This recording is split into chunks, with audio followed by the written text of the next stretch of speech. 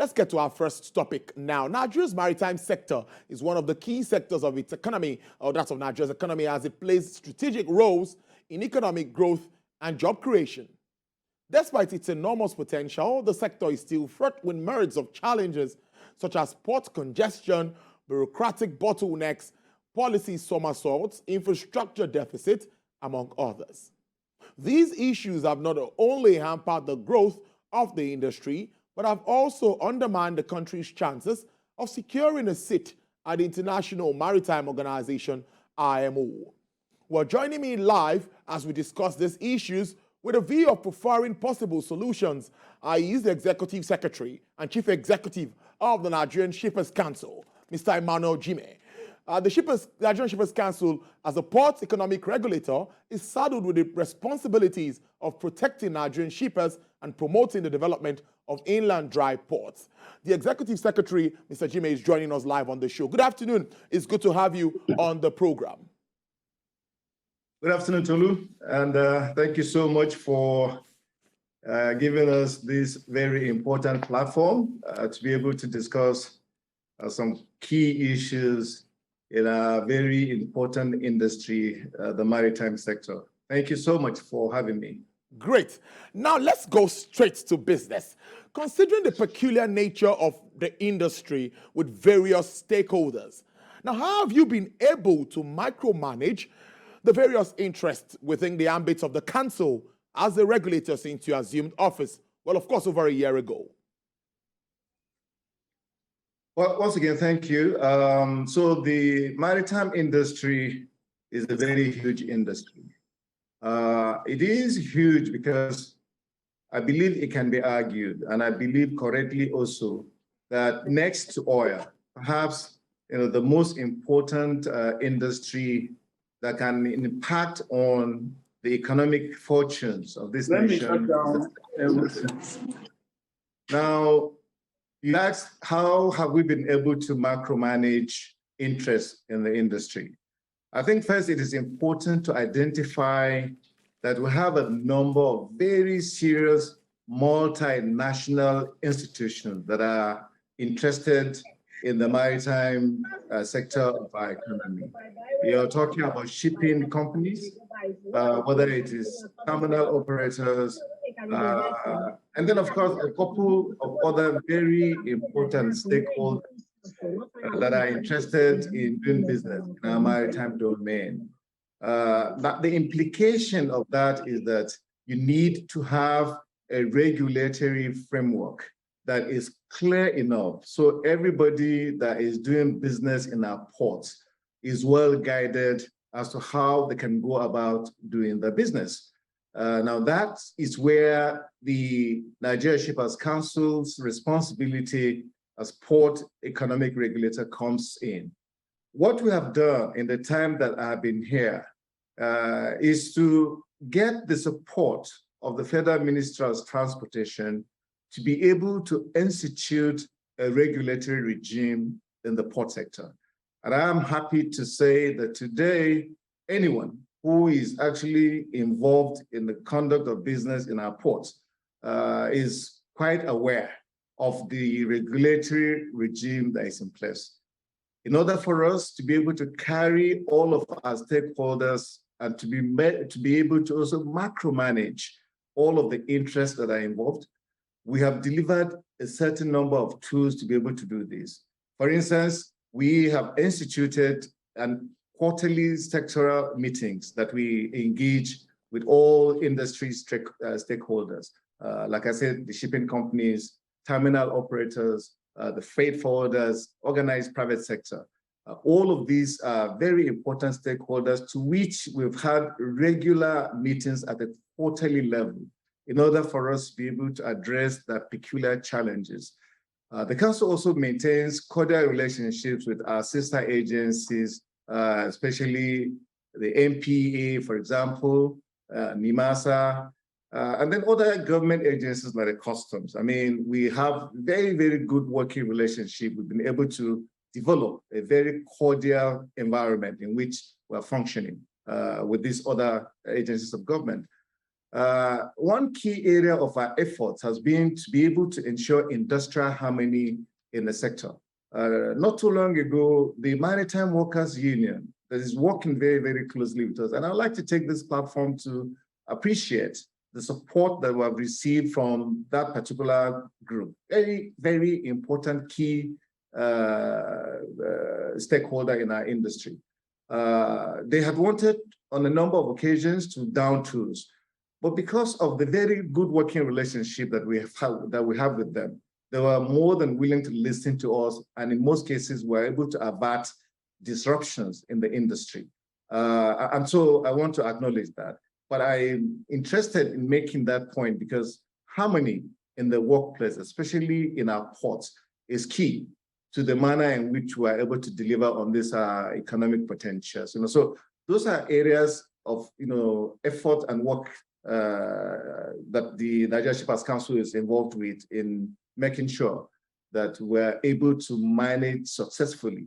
And I'm happy to say that today there is sufficient enough harmony in the workplace as far as our industry is concerned. The Port Economic Regulator. Now, let me ask how well you've been able to, especially when in protecting shippers, what have you done? And promoting inland dry port development. That's very important to us. A very important question, I must say. First, let me make this point. So the Shippers Council has actually evolved away from being specifically a consumer protection agency. In other words, we are not any longer simply a protector of the interest of shippers. By the very nature of our mandate as Port Economic Regulator, we now also have had an extra evolutionary mandate that demands of us to be unbiased in the way in which we are regulating the industry. In other words, we now are interested in protecting both the interests of providers of services and also the interests of consumers of services. So that is the peculiar role that the Shippers Council is playing at this moment. Because we've been able to bring everybody on board and to buy into the regulatory framework that we have in place, there are a number of things that we're using as tools to be able to deliver efficiency and effectiveness. Because at the end of the day, that is the core mandate now of the Shippers Council, to ensure efficiency and to also promote effectiveness of port services in our ports. We're also actually engaged in the business of moderating freight and ensuring that the charges that are levied in our ports can be tied and are relevant to the services that are delivered. These are the essential elements that constitute the regulatory framework and the regulatory work that we're doing in the industry. Now, to deliver on those tools, there are a number of variables that were put in place. So today, for instance, all stakeholders have been able to gain from the provision of indicative freight rates, which is information that is required for stakeholders to be able to conduct their business in our ports. We have also been involved in setting of standards, of service delivery. We also are interested in the provision of guidelines for tariff setting. What is actually very important in what we've done is the ability to harmonize tariff nomenclature of port service providers. We are also monitoring and enforcing compliance, with approved standards, of course, and tariff structure in the industry. There is, of course, the very important effort of standardization of haulage rates. Let me mention this. We have a very effective and a robust complaints handling mechanism that is available in council that stakeholders have been able to take advantage of in order to have a resolution of crisis. Now, don't forget, as I mentioned earlier, because of the very huge nature of the industry and because of its potentials, there is also sufficient enough avenue for crisis, to arise. The ability of the Shippers Council to be able to get parties to come into a room using the alternative, dispute resolution mechanisms that we have in place through our complaints unit is helping tremendously in making sure that the Shippers Council is delivering on the need to have an effective and efficient port system in our port ecosystem. Last but not least, we have been in the front burner of advocating, for automation of port processes and procedures.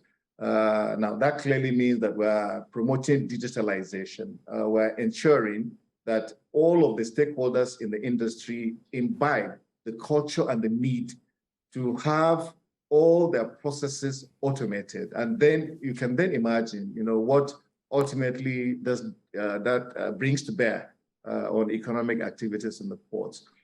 Let me quickly digress in mentioning and addressing the point you asked in your question about inland dry ports and some of the very critical transport infrastructure that the Shippers Council is concerned with in delivering. So we're promoting the establishment of these critical infrastructures. The inland dry ports is a very key component of the critical transport infrastructure that the Shippers Council promotes. Now, a lot of people have asked, why the inland dry ports? Why do we even need them in the first place? Now, I have argued, and I believe correctly, that any port, a seaport, is only efficient to the extent of its connectivity to the hinterlands. Now, how are you able to connect into the hinterlands? The dry ports provide an avenue for shippers to be able to conduct their businesses in the hinterland without necessarily having to go through the challenge and the difficulty of all coming to the seaport in order to conduct their business. So effectively, inland dry ports are bringing shipping, all right, closer into the closer to the to the shippers in the hinterlands. That's one advantage, of course, of inland dry ports. Second, we are by that measure also decongesting the seaport and making sure that the level of congestion that hitherto we'd had in our ports is actually a thing of the past. Not that we have completely eliminated congestion, but I'm only making the point that this is the inland dry ports actually are a component of how we've been able to conceive the decongestion of our ports. At the moment, I'm happy to announce in this conversation this morning that the dry port in Kano, for example, the Dala Inland Dry Port, happily, not too long ago, the Minister of Transportation declared that port to be a port of origin and a port of destination. The implication of that is that that port is now ready to start running. The same can be said of the dry port in Funtua, which actually is also at a level of development that is very, very close to what we have at the Dala dry port in Kano. Let me also mention that before now, we had this inland container depot in Kaduna, which in the wisdom of government was upgraded into an inland dry port. That is already functioning. We have a couple of other inland dry ports spread all over all the 6 geopolitical zones of the nation. And the understanding behind why we needed, to establish these dry ports is what I explained earlier.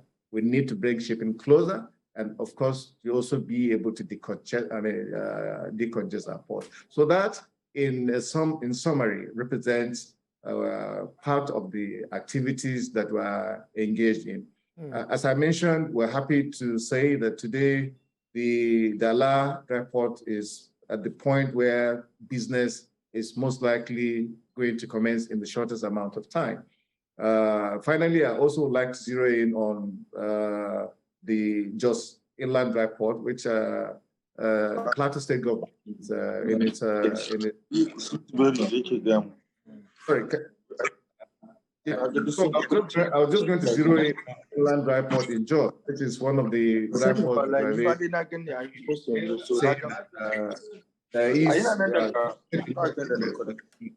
as far as the level of development on that project is concerned.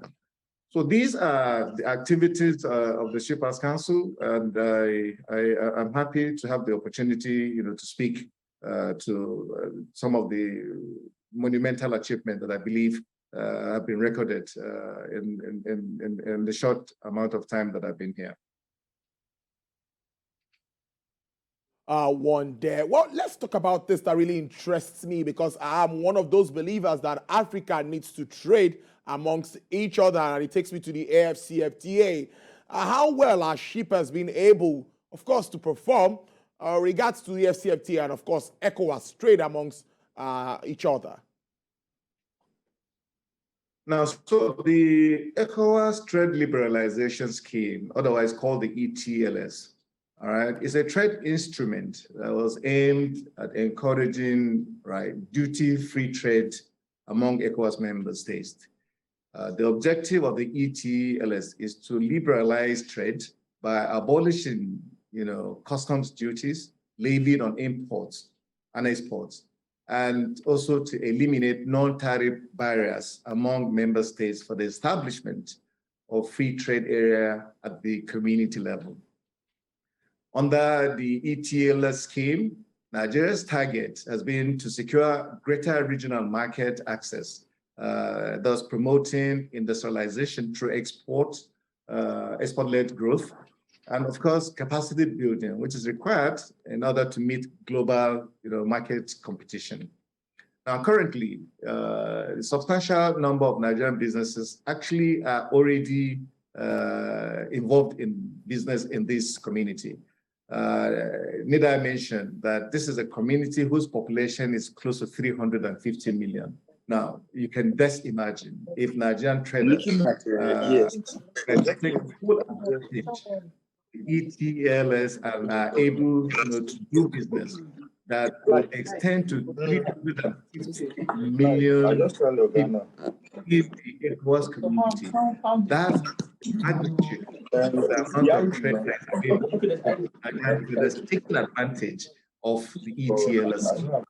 But I want to quickly point out some of the challenges that I believe have mitigated against the ability of Nigerians to be able to take full advantage of this particular platform. So for instance, you have these cumbersome custom processes, as well as high custom tariffs within the Nigerian side of the border. That is an impediment, a very, very serious impediment that is actually impacting on the ability of Nigerians to take advantage of this particular scheme. There's also very complex and expensive procedures for obtaining, rules of origin certificate. I mean, that is also a mitigating factor in our ability to be able to take full advantage. Now, let me quickly address multiple roadblocks and checkpoints, especially along my two to semi-axis. I mean, we've been discussing this for far too long a time, and I believe the time has come for us to really take a second look at ourselves. Now, Tolu, you won't believe it. If you were to go from Seme to Ghana, the number of checkpoints that you have from Seme to Ghana, you're talking between Benin and Ghana, you are not likely to have more than 4 checkpoints on that corridor. But between Seme and Mile 2, the number of checkpoints are, I am not sure we can even count them. True. I'm not sure we can even count them. So this clearly is a constraint on our ability of Nigerian traders to be able to take advantage of this very wonderful scheme that's available to Nigerian traders. So, of course, we have some other issues. There's language barrier, which is a problem. People take advantage of that to also extort. We also have this lack of clear understanding of the provisions of the ETLS that I've just mentioned. These are a couple of challenges that Nigerian traders are facing. Now, I can speak to what the Shippers Council is trying to do in order for us to be able to bridge and to address some of these challenges, at least within our own capacity. So, for instance, we have taken decisive steps to ensure that Nigerian trade actually benefits from this the scheme. One of the things we have done is to be able to establish what we call border information centers. We have a couple of them. One is at Seme, We have the other one, two of them now actually, Jibia and Ilela. These are border towns, if you permit my saying. So now the border information centers are an initiative of the Nigeria Shippers Council to be able to provide sufficient enough knowledge of the workings of the ETLS and the wordings so that Nigerian traders can fully take benefit and take advantage of the information that's available to them in order for them to be able to conduct their businesses across our borders. So that is part of the effort of the Nigerian Shippers Council in order for us to take full advantage. After that's African Continental Free Trade Agreement, again, is not too different from the ETLS scheme. This is perhaps a much more expanded platform in order for Nigerian traders to be able to trade across the whole of the African continent. That really is the slight difference you may ask. Nigeria should actually have had the benefit of having fully implemented the ETLS, because if we had done that, moving to after would just have been seamless. It would have been a very, very simple transition, because it would then mean that all the lessons that would have learned from the implementation of the ETLS will be brought to bear on our operations at AFTA. But like I said, those challenges that we have at the moment, unless and until we're able to overcome those challenges, there is no way are we going to fully take the benefit of all of these schemes, whether it is the ETLS or AFTA. These are all platforms that are actually in place, so Nigerian traders can actually have the full benefit of accessing the whole of the African continent, and you can best imagine the multiplier effect of the economic benefits that can come as a result of Nigeria's participation in all of this. Now, a couple of other challenges that I'll broadly categorize into. So, for instance, we have what I call trade infrastructure challenges. And under this, let me address rehabilitation of critical road networks that will facilitate local and international trade. We also have to develop and complete rail projects that will facilitate cargo movement around Africa and all over the continent. On that trade infrastructure, also we're advocating for installation of adequate warehousing and core room facilities for perishable cargoes at major air and seaports.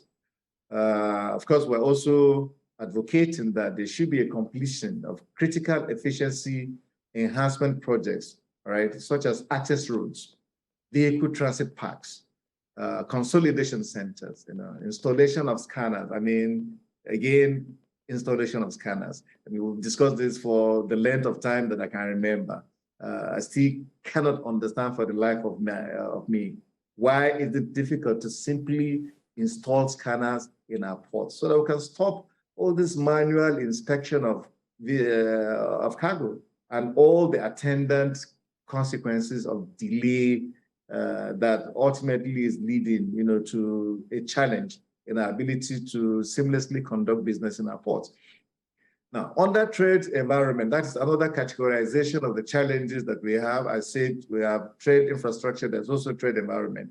And I believe there is need for government to intervene in the implementation of favorable exchange rate by the CBN so as to promote export-oriented economic growth. I also think that it is important government should conclude very soon enough, critical trade facilitation initiatives, such as the implementation of the National Single Window. Again, a recurring word that we use is becoming like a cliche.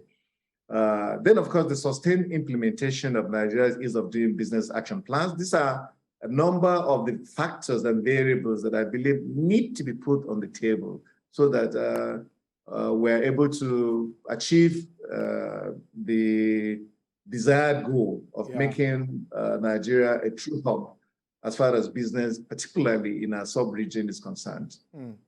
I see CEO, Executive Secretary, Nigerian Shippers Council is really loaded. We must have another conversation around this, because this is what time can take for today. I must thank you for making real sense of issues surrounding the maritime industry and what you're doing to actually make things better than you met it. Mr. Emmanuel Jime, thank you so much for your time. We'll surely have another day to talk more about some aspects we weren't able to touch today on the show. Thank you so much.